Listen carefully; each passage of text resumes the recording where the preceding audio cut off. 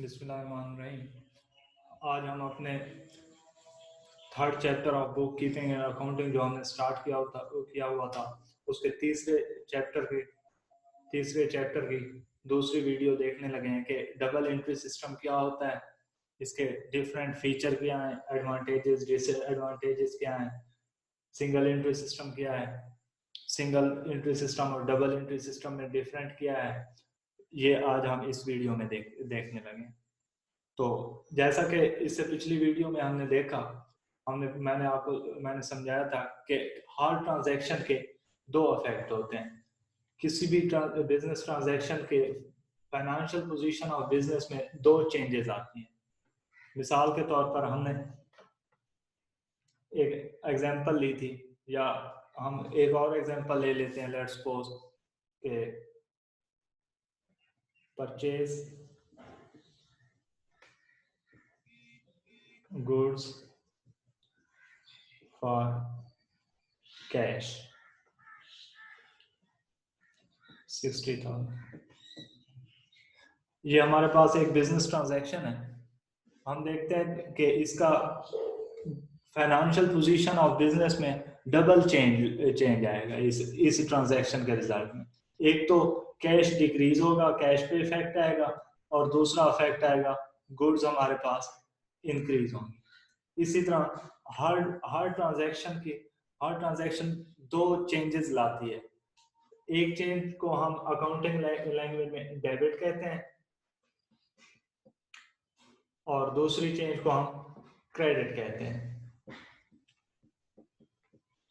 यानी किसी भी ट्रांजैक्शन के लिए दो एंट्रीज करते हैं। एक एंट्री कैश में आएगी, कैश की करेंगे कि कैश डिक्रीज होगा, दूसरी एंट्री हम गुड्स की करते हैं कि गुड्स इंक्रीज होगी। यानी इस केस में ये दो ट्रांजैक्शन अफेक्ट हो रहे हैं। तो किसी भी ट्रांजैक्शन के लिए हम दो एंट्रीज करते हैं। एक हमारे पास डेबिट एंट्री होती है, दूसरी क्रेडिट एंट्री होती है। यानी हम देखते हैं कोई भी ट्रांजैक्शन हो वो डबल चेंज लाती है। या तो इंक्रीज होगा कोई एसेट हो, लायबिलिटी हो, बेसिक एलिमेंट जो मैंने पिछली वीडियो में एक्सप्लेन किए थे कि 5 बेसिक एलिमेंट होते हैं, उनमें से कोई दो अफेक्ट होते हैं, या तो इंक्रीज होंगे या डिक्रीज होंगे। तो इस चेंज को हम अकाउंटिंग लैंग्वेज में, एक चेंज को हम कहते हैं क्रेडिट, दूसरी को डेबिट कहते हैं। ये दो किस्म की चेंजेस होती हैं और हर ट्रांजैक्शन ये दो चेंजेस लाती है। यानी अगर एक क्रेडिट होगा तो उसका corresponding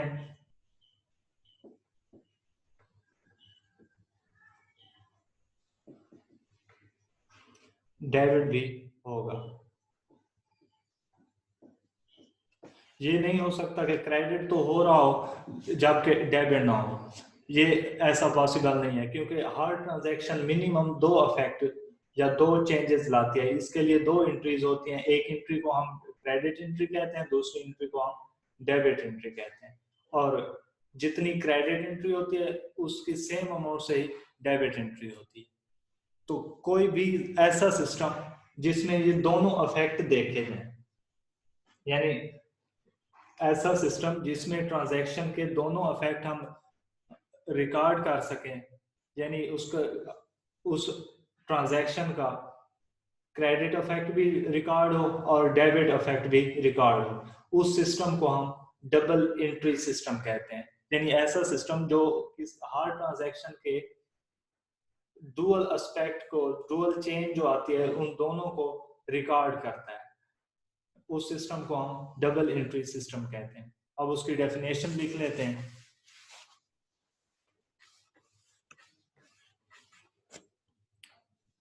The system under which both the changes in a transaction,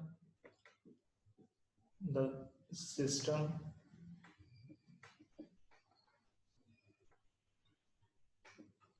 under which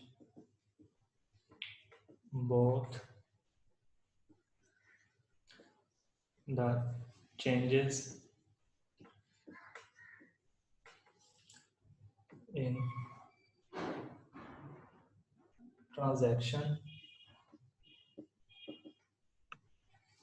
यानी दोनों both changes are recorded together.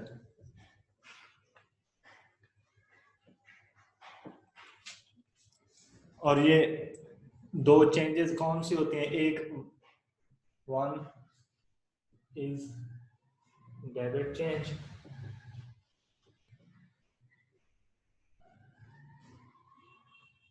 and other one is credit change.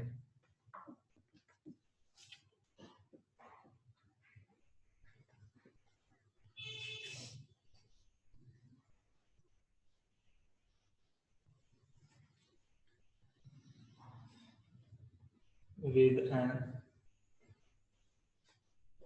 equal amount.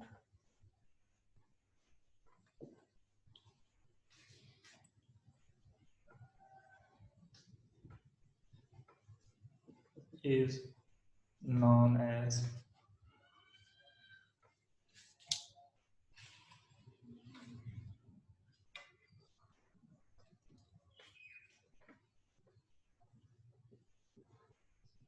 double entry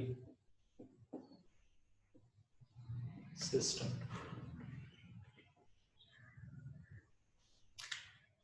यानी एक ऐसा सिस्टम जो किसी भी ट्रांजैक्शन के दोनों अफेक्ट्स को रिकॉर्ड करता है टुगेदर, यानी एक ही वक्त दोनों किसी भी ट्रांजैक्शन के दोनों अफेक्ट को रिकॉर्ड करे। वो दो इफेक्ट हमने देखे कौन कौन से होते हैं, यानी एक एग्जांपल के थ्रू करते हैं। कोई भी ट्रांजैक्शन होती है वो डबल इफेक्ट लाती है।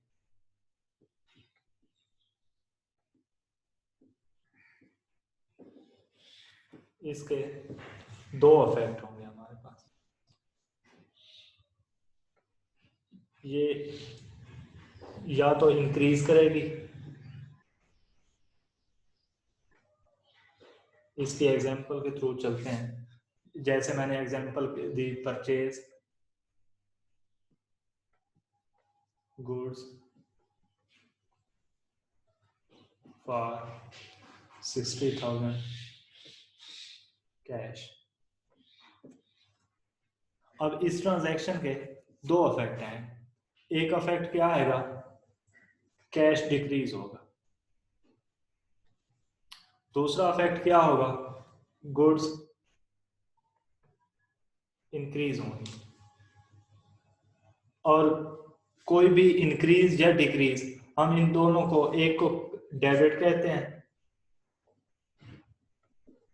दूसरे को क्रेडिट कहते हैं। अब डिक्रीज को डेबिट कहते हैं या इंक्रीज को डेबिट कहते हैं, ये हम आगे रूल्स पढ़ेंगे उसमें देखेंगे कि किस वक्त हम इंक्रीज को क्रेडिट कहते हैं और किस वक्त डिक्रीज को क्रेडिट कहते हैं। यानी कोई भी ट्रांजैक्शन या तो किसी अकाउंट में इंक्रीज लाएगी या डिक्रीज लाएगी। हम उसको अकाउंटिंग में इंक्रीज डिक्रीज नहीं कहते बल्कि डेबिट या क्रेडिट कहते हैं। और हर ट्रांजैक्शन के दो इफेक्ट होते हैं। जैसे इसमें हमने देखा कि गुड्स हमारे पास इंक्रीज हो रही थी और कैश हमारे पास डिक्रीज हो रही थी। तो ऐसा सिस्टम जो इन दोनों इफेक्ट्स को रिकॉर्ड करे, और ये दोनों इफेक्ट कौन से बन गए? या तो ये डेबिट होगा और ये क्रेडिट होगा, या फिर ये डेबिट तो ये क्रेडिट। दो इफेक्ट होंगे, एक डेबिट और दूसरा क्रेडिट। इन दोनों इफेक्ट को जो सिस्टम रिकॉर्ड करे और विद इक्वल अमाउंट,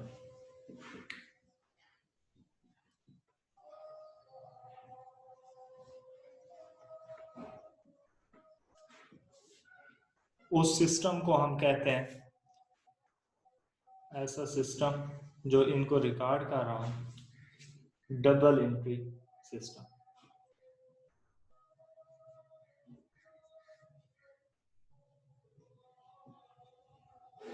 सिस्टम। यहाँ पे अब हमारा मकसद ये नहीं कि डेबिट कौन सा होगा या क्रेडिट कौन सा होगा, ये हम आगे देखेंगे, लेकिन हर ट्रांजैक्शन में डेबिट भी होगा और क्रेडिट भी होगा। जितना डेबिट होगा उतना ही क्रेडिट होगा। जैसे ये है 60,000 का क्रेडिट होगा तो 60,000 का डेबिट भी होगा। एक अकाउंट में डेबिट, दूसरे में क्रेडिट होगा। ये कैसे होगा आगे जाके हम देखेंगे। तो यहाँ हमने सिर्फ इतना देखना है कि डबल एंट्री सिस्टम क्या है। ऐसा सिस्टम जो किसी भी ट्रांजैक्शन के दोनों इफेक्ट्स यानी डेबिट और क्रेडिट दोनों को रिकॉर्ड करे और इक्वल अमाउंट से रिकॉर्ड करता है। हर ट्रांजैक्शन के दोनों एस्पेक्ट को रिकॉर्ड किया जाता है जिस सिस्टम में, उस सिस्टम को हम डबल एंट्री सिस्टम कहते हैं। इसके बाद हम डबल एंट्री सिस्टम में कुछ प्रोसेस करते हैं कि ट्रांजैक्शन जब अक्कर होती हैं तो उसको पहले हम जर्नलाइज करते हैं, फिर लेजर पोस्टिंग करते हैं। तो इसमें सक्सेसिव प्रोसेस होते हैं। मिसाल के तौर पर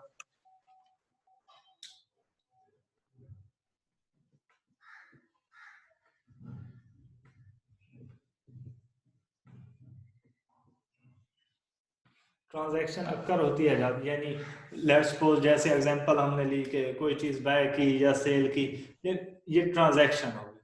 an event which is monetary in term of money, यानी ऐसा इवेंट जिसको हम मनी की टर्म में मेजर कर सकें।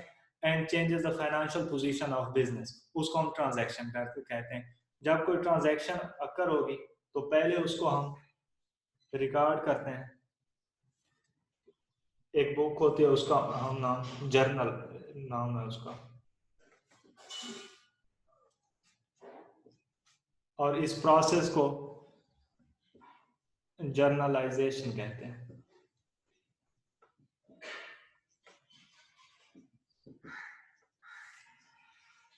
कोई भी ट्रांजैक्शन जब अक्कर होती है तो उसको एक बुक में रिकॉर्ड किया जाता है, उस बुक को हम जर्नल कहते हैं। और इस रिकॉर्डिंग का जो प्रोसेस है उसको हम जर्नलाइजेशन कहते हैं।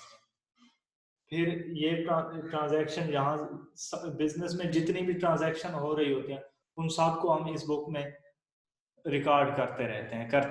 फिर हर पीरियड के एंड पे या हर मंथली बेसिस पे इन ट्रांजैक्शंस को हम एक और बुक में ट्रांसफर करते हैं।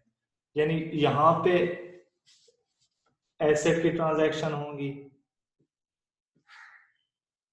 लायबिलिटीज की ट्रांजैक्शन होंगी, यानी जितनी भी ट्रांजैक्शन हो रहे हैं कैपिटल के रिलेटेड, एक्सपेंस के रिलेटेड और रेवेन्यू के रिलेटेड, सब ट्रांजैक्शन हम जर्नल में रिकॉर्ड करते रहते हैं। उसके बाद एक और बुक होती है जिसमें हम इन सारी ट्रांजैक्शन को डिवाइड करके लिखते हैं relevant section.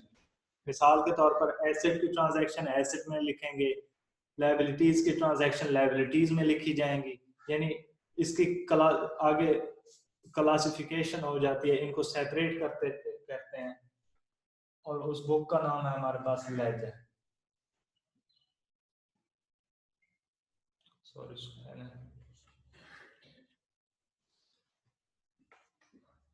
Laser.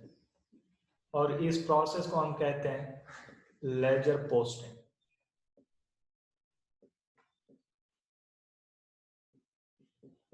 Posting process है और ट्रांजैक्शन, इस बुक का नाम है हमारे पास लेजर।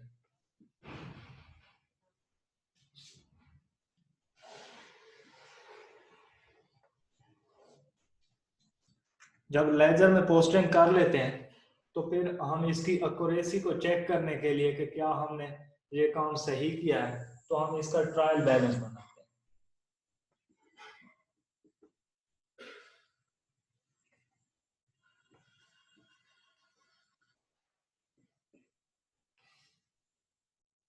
और ट्रायल बैलेंस के बाद ये एक्यूरेसी को चेक करने के लिए होता है। ये कैसे बनता है ये आगे हम देखेंगे।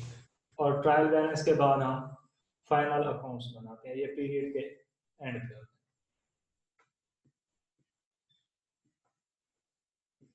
रिपोर्ट्स वगैरह बनाई जाती हैं, फाइनेंशियल रिपोर्ट वगैरह।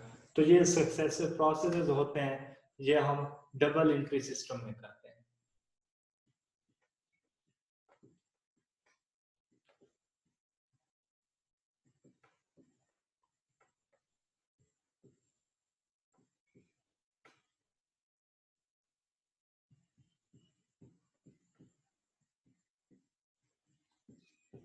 यानी पहले हम जब ट्रांजैक्शन अक्कर होती है, उस ट्रांजैक्शन को हम जर्नलाइज करते हैं, जर्नल में लेके आते हैं, उसके बाद उसको हम लेजर पोस्टिंग करते हैं, फिर हम ट्रायल बैलेंस बनाते हैं और उसके बाद फाइनल अकाउंट्स बनाए जाते हैं। डबल एंट्री सिस्टम में हम ये प्रोसेस परफॉर्म करते हैं। उसके बाद हम देखते हैं कि डबल एंट्री सिस्टम के कुछ एडवांटेजेस हैं और डिसएडवांटेजेस हैं।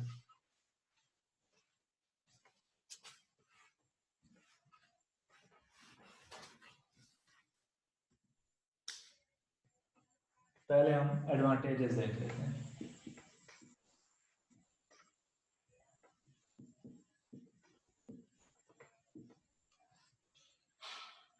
सॉरी, ये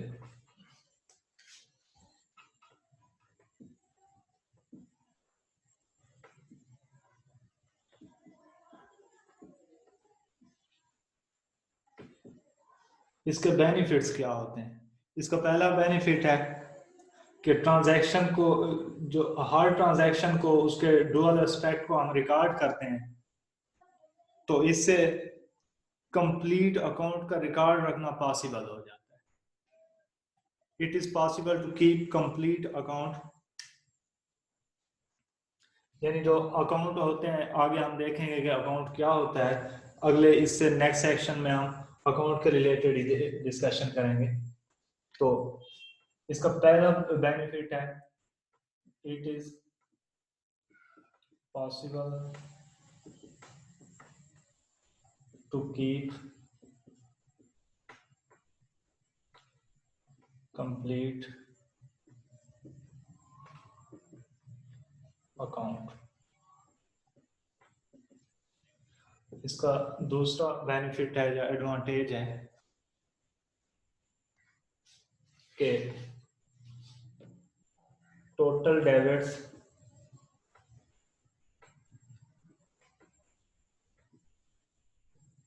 and total credit are always equal.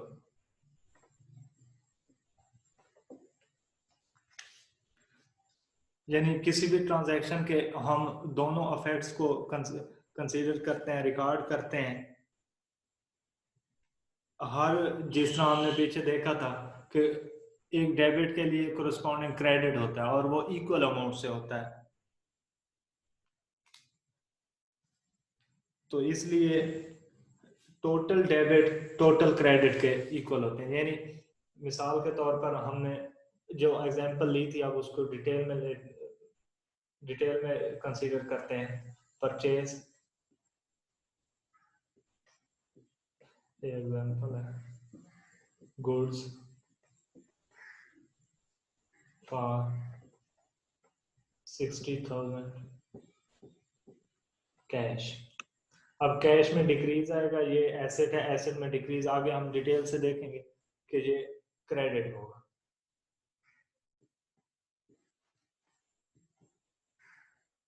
$60,000।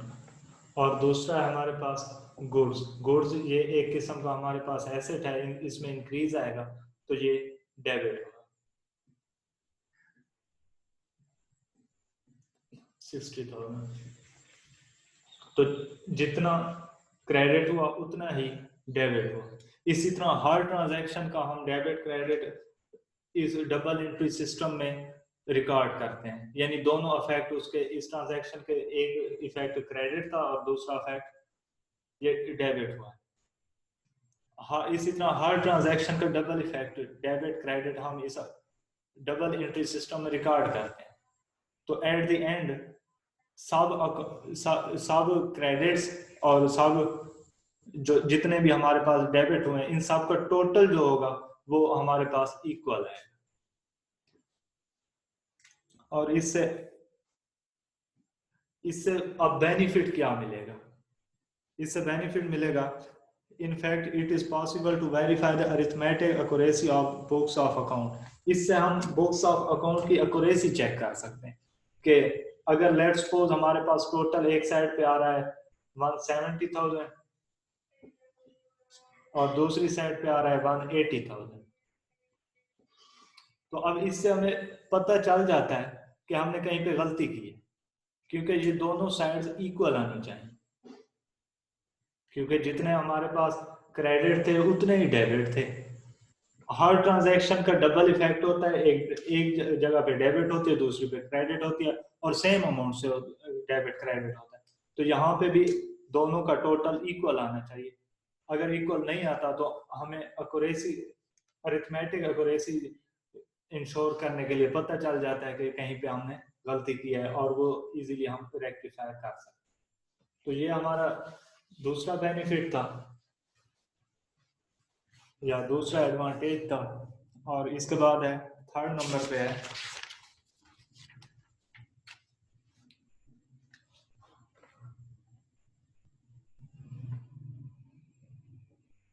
Profit and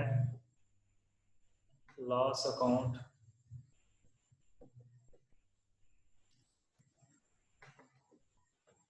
can be prepared.